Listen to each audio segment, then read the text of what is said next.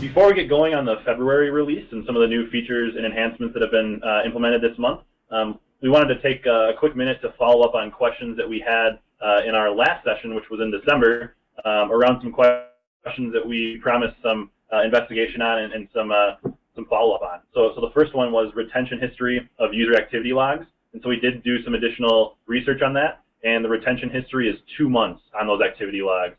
So 2 months, just some important information there to know. We also got some questions on predictive planning stability versus the on-premise predictive planning module that can be installed via SmartView. The predictive planning is still much more stable via the web on PBCS through our additional testing here the last month and a half.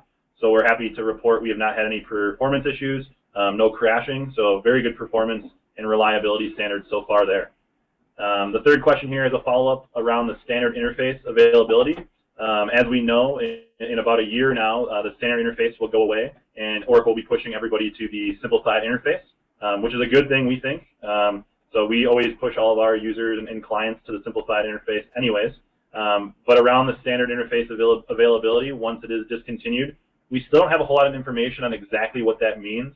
We're kind of expecting it to be similar to how Oracle has sunset some past features with on-prem, so it'll probably still be available for a little bit.